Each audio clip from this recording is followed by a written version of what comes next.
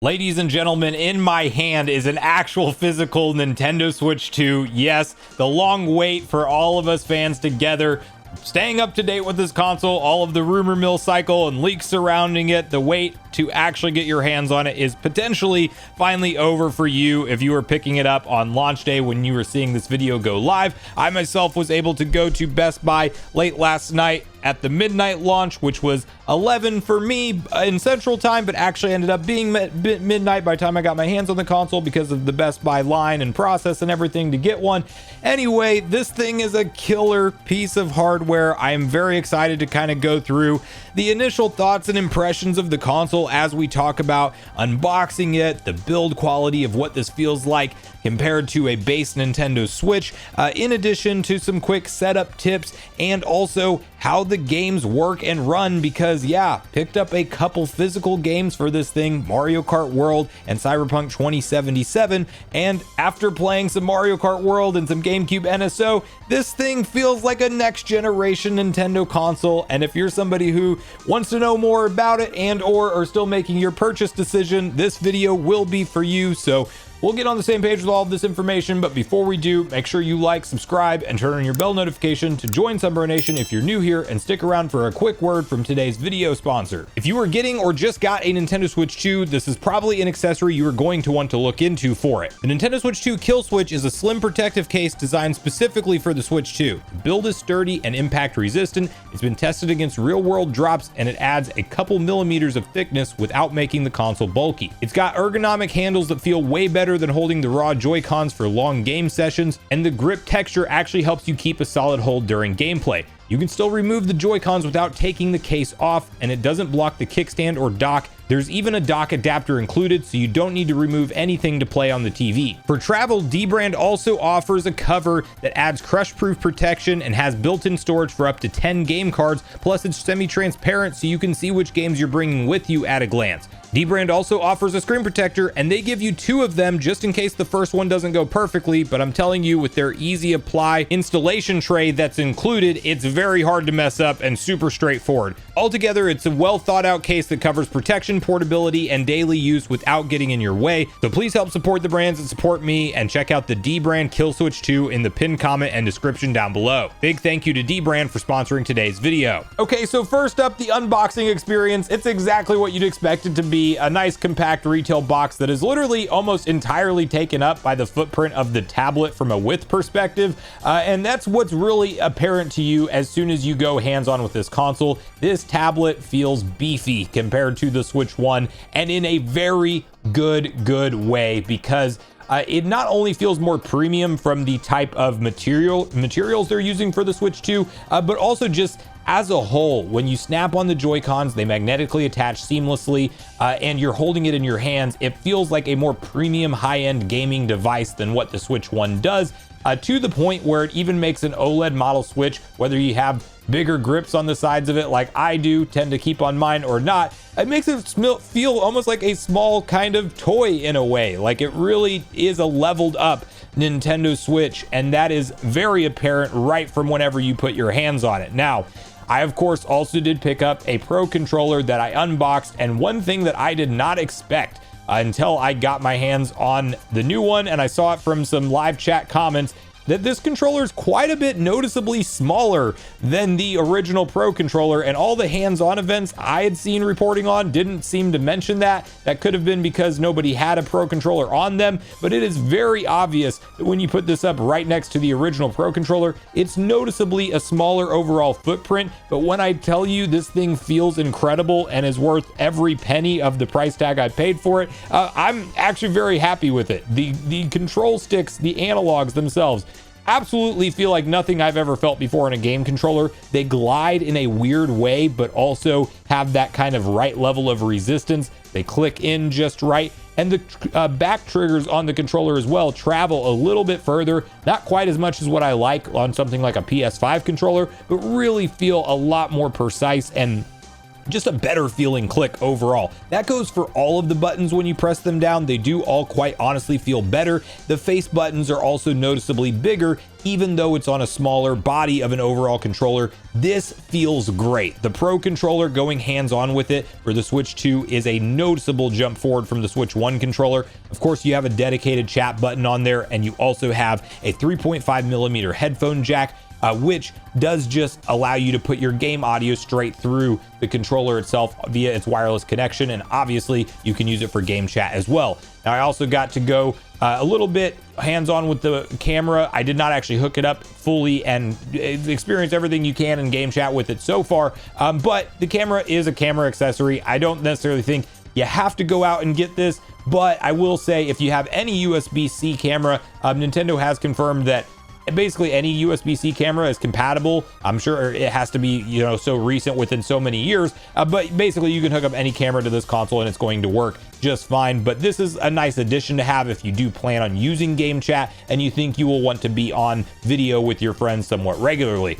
The two games I picked up from the Best Buy haul was Cyberpunk 2077 and Mario Kart World, both of which were, obviously complete on cartridge games. And that is something that I've decided this generation to actually go to either first party games for Nintendo Switch to being physical always. I will still do that because they're all complete on cartridge. But when it comes to the third party side of things, I've decided to skip game key cards and just go the digital download route. Unless if it's a really important game to me or has some nostalgia level that I want to add it into my physical collection. I personally think that game key cards, while they're cool that you can resell a game digitally that you still require a download for from the server, I'm thinking for my physical game collection, I care about this potentially 10, 20, 15 years in the future when servers are disconnected and I don't want to have to worry about re-downloading anything. And obviously with the game key card, that's something that is not necessarily the case. Now, overall, of course, the dock, didn't quite highlight that and want to mention it real quick. It is a also bigger dock for sure than what you are used to with the Switch 1 dock, and ventilation seems fine. There is more travel, I will say, in the Switch 2 when it sits in the dock compared to the Switch 1 if you wiggle it back and forth, but really easy to connect to. And from there, I decided to try to boot up the console straight in dock mode. Apparently, you do actually need to go ahead and pull out the console handheld, then go through some of the setup screens, and then you can put it back into the dock at a later point. But you just have all the informational stuff. You're really just going to follow along with what the system is wanting you to do. And I will say one important piece of information that you might want to know is that the system transfer can only be done, and this is a full system transfer, can only be done when you are setting up the console initially.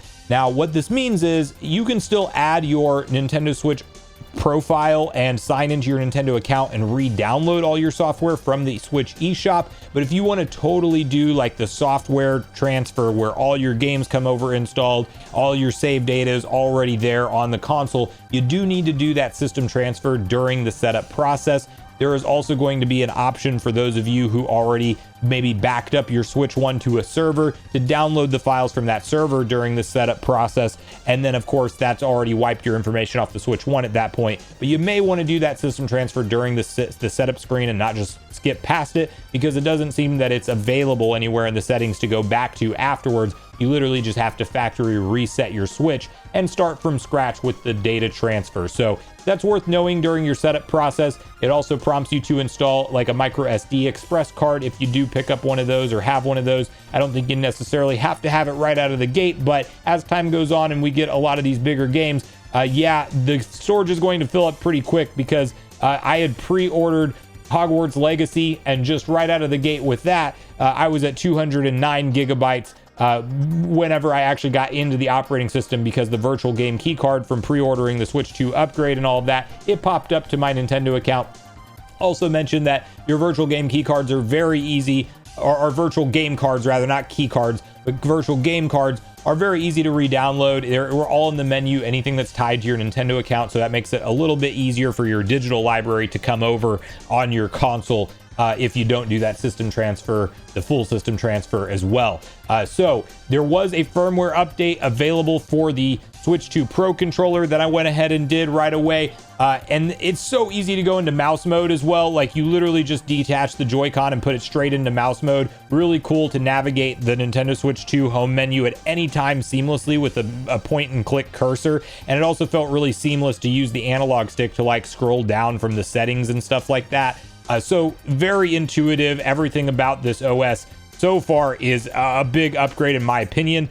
HDR TVs, I did go through that setup process, and I did something wrong the first time because I definitely made the colors a little bit too washed out, and I ended up going back through and readjusting the brightness. And I also set it HDR to only be used on compatible games as opposed to it always being used, because I feel like I don't want the console to display HDR if you're in a game that doesn't support it. At least that's kind of where my mindset is at. Now, really quick to get out of the way, the eShop is day and night difference way better than what it was on the original Nintendo Switch. I will confidently say that. I actually did plug in my system straight through Ethernet right out of the gate, so I'm assuming that with that hardline connection, it made the loading and lag that much less noticeable. But when I tell you that this feels like a whole different eShop performance-wise from the Switch 1, you really need to see it yourself, but you can just seamlessly scroll down and up as fast as you'd like to, and you can watch trailers on a moment's notice. They autoplay with audio. You can full screen them with no lag, no delay, and literally no interruption whenever you're going between multiple different screens. There's just a tiny bit of the page loading up, but I'm telling you, like, with a hardline connection at least, this is about as snappy of an eShop as I can ask for, and that is a big upgrade for the Switch 2, because obviously the shopping experience should be a good one if you're Nintendo and they want to sell you games, as they obviously do.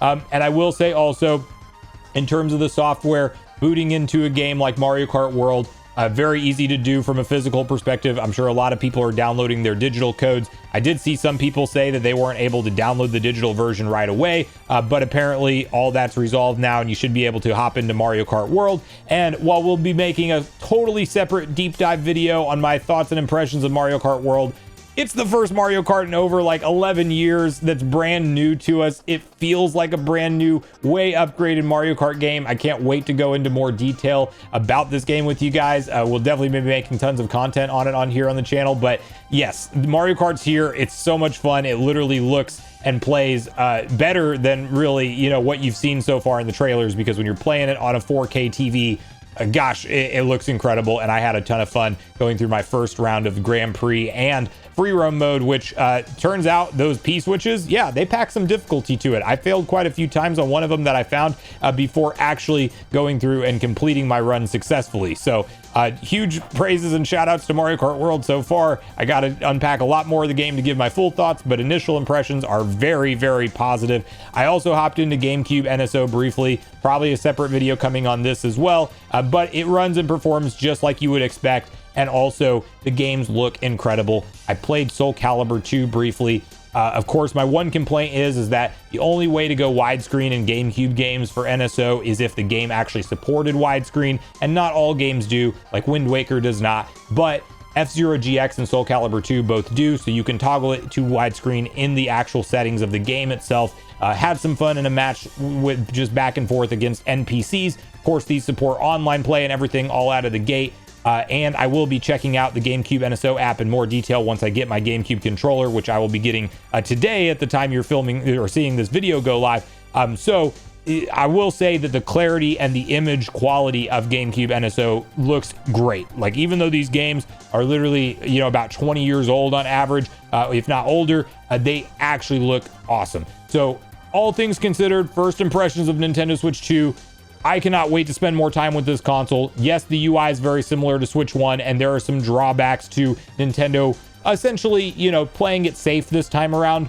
I am not opposed to that. I think more of the same with a more powerful, capable system is exactly what Nintendo should have done. It is what they've done so far, and my initial first hands-on impressions with Switch 2 is that it's finally here. I cannot wait to spend more time with it, and I cannot wait to dive hundreds and hundreds of hours into multiple games that come out across this Nintendo Switch 2 generation. So Let me know in the comments down below if you picked up your console yet. Are you somebody who's still waiting to decide if you are going to pick up a system? What was your pre-order and midnight launch and or walk into store experience like if you were getting one today or got one last night? And what games are you most excited to check out firsthand on this brand new console generation for Nintendo? So make sure you share all your thoughts and feelings in the comments down below before you leave, regardless if we agree or disagree. Also, make sure you like, subscribe, turn on your notification bell. And with that, I've been Sunbro, you've been Nation. Thanks so much for watching, and I'll see you guys in the next video.